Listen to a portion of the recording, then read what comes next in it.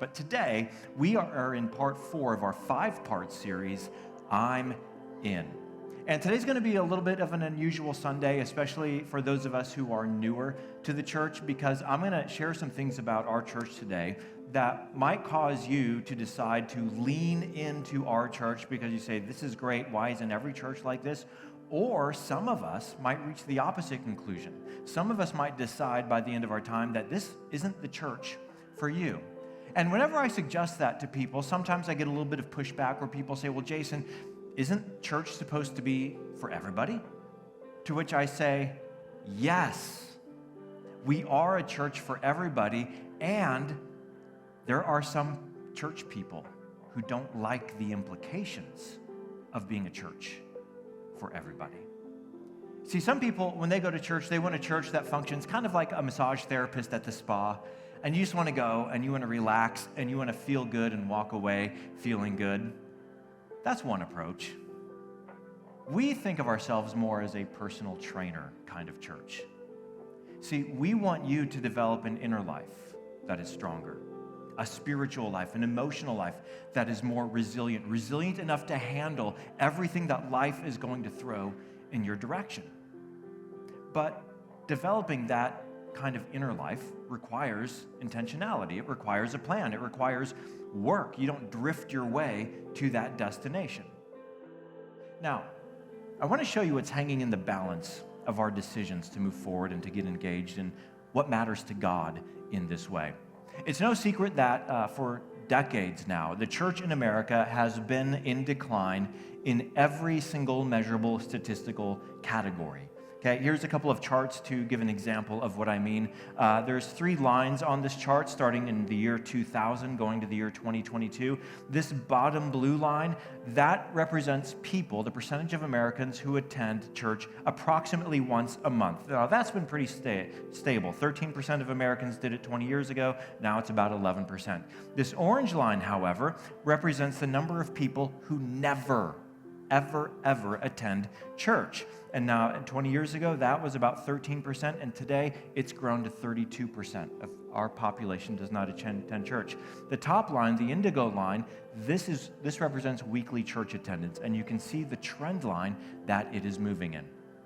Now, there's a second chart I want to show you that just, again, shows where the trends of the American church. This is the median worship attendance among all churches in America, again, going from the year 2000 to the year 2020. In the year 2000, the median church size in America was 137 attendees each and every week, okay? So you walk into any random church in America, half of them had more than 137 in attendance, half of them had less than 137 attendance.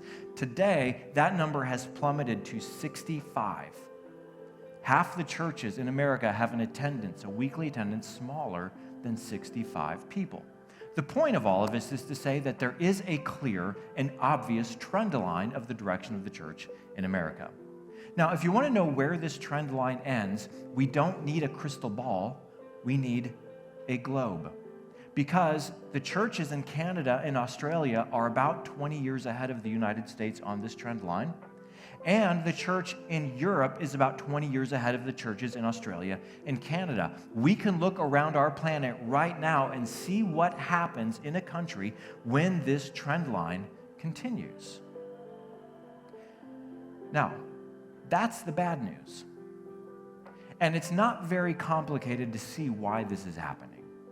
It's not complicated because you really only need to look at 2 statistics to understand what's behind this trend, and here they are. Today, 12% of Americans say they do not believe in God.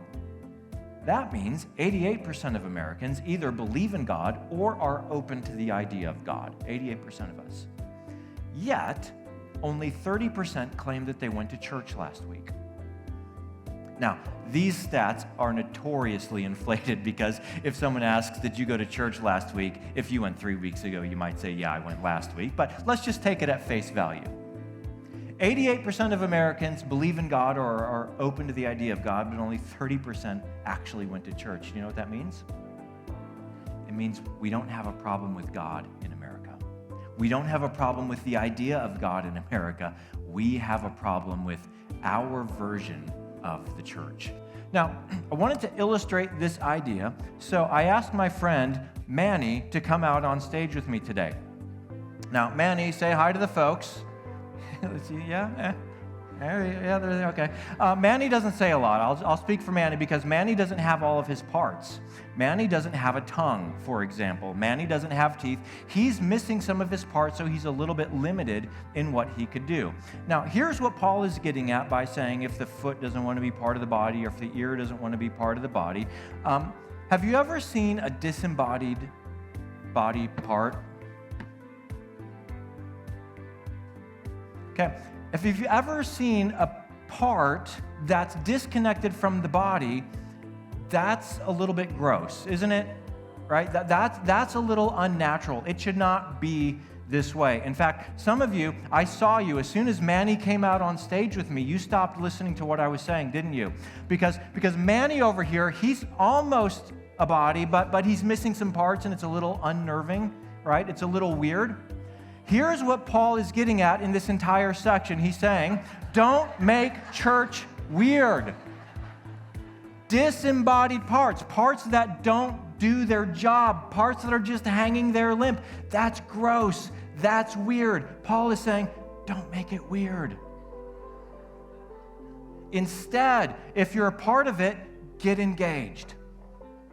Get engaged. Listen, as a church, we need you to get engaged, playing a part, serving in God's kingdom with us, because God brought you here for a reason. And we are poorer for it if you are not living out and contributing as your part in God's church.